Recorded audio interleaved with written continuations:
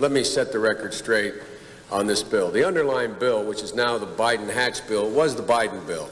A guy named Biden wrote that bill, and he wrote that bill by going down and sitting down with the President of the United States of America, not with his Attorney General, not with anyone else, with Bill Clinton, President of the United States of America, who between the time he got elected in November until the time he was sworn in, called me at my home on 6 separate occasions. And he unfortunately doesn't need a lot of sleep. Sometimes literally, and I say this on the record, as late as 11:30 at night, to discuss why I wasn't moving quicker on the Biden crime bill from before. I sat with him, not with his Attorney General. He wanted 100,000 policemen. He does not view this as a social issue as opposed to trying to bring peace and security to the streets. As governor of the state of Arkansas, he presided over, as governor, the execution of individuals within the state and the death penalty. He supports the death penalty.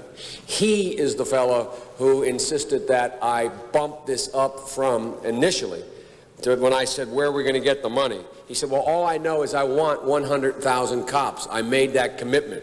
He had endorsed the Biden crime bill as a candidate when he ran. He is the one who talks about the need for stiffer penalties. So notwithstanding the fact some of the old Democrats and former presidents who were Democrats before Carter, I suspect, I don't know who we're talking about here, but in the old days, it is true. When Richard Nixon was running for president, Richard Nixon used to talk about law and order, and the Democratic response was law and order with justice, whatever either one of those meant. I never knew. I was running then in 1972. I didn't think Richard Nixon knew what it meant, and I didn't think the opposition knew what it meant. This president is very, very straightforward and simple. He knows there are 2 basic steps here.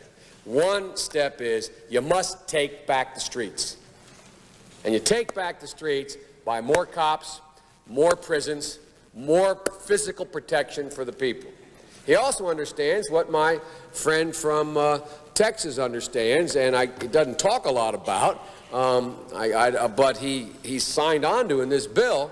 He also understands the need to keep people who are first-time offenders, who are nonviolent offenders, or who are potential first-time offenders who haven't gotten, I yield myself an additional 3 minutes, who in fact are people who are getting themselves into the crime stream for the first time, that they should be diverted from the system.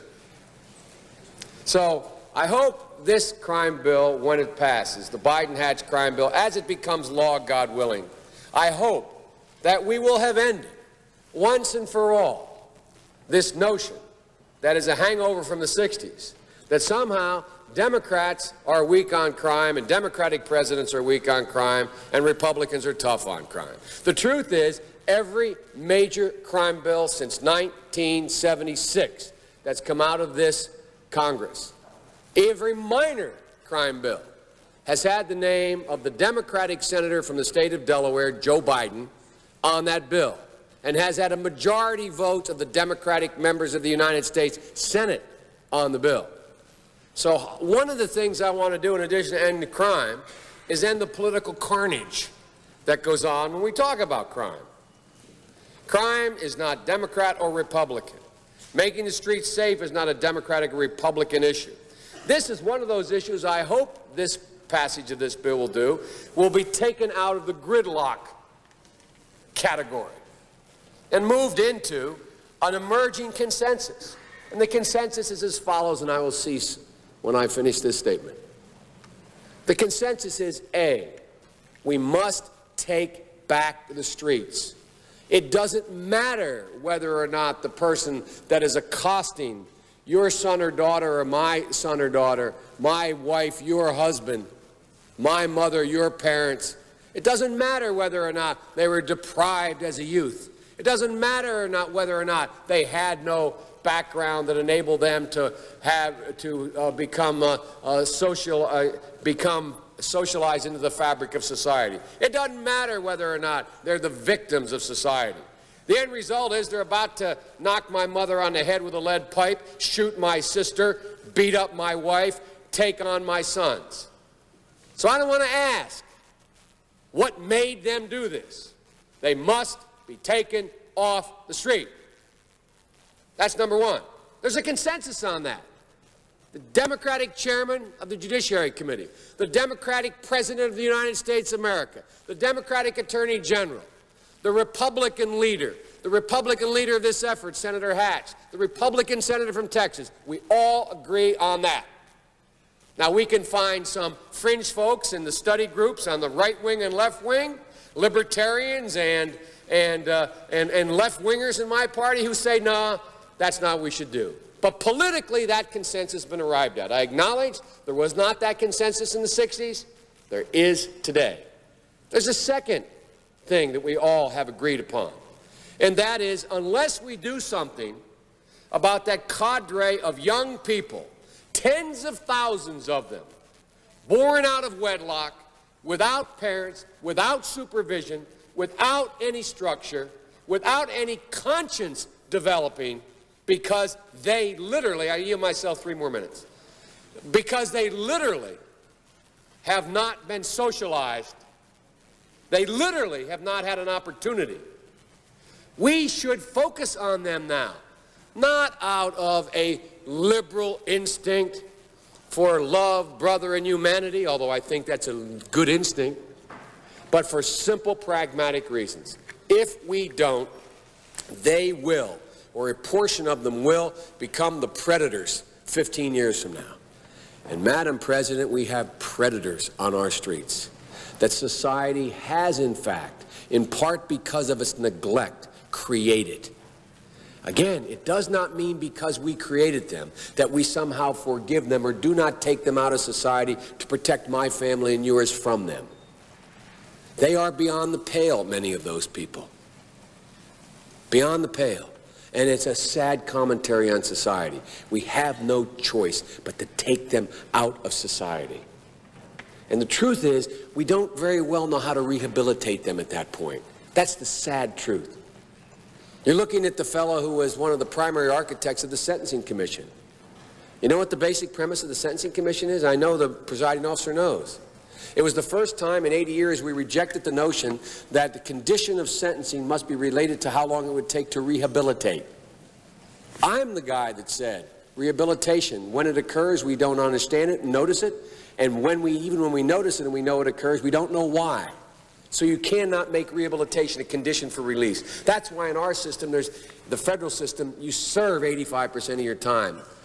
I remember when it was going on, when I was making these arguments in the late 70s, they used to call it Biden's same time for the same crime provision. It's a shame, but we don't know how to rehabilitate. But there is a consensus, and I will cease. A, we must make the streets safer. I don't care why someone is a malefactor in society. I don't care why someone is antisocial. I don't care why they become a sociopath.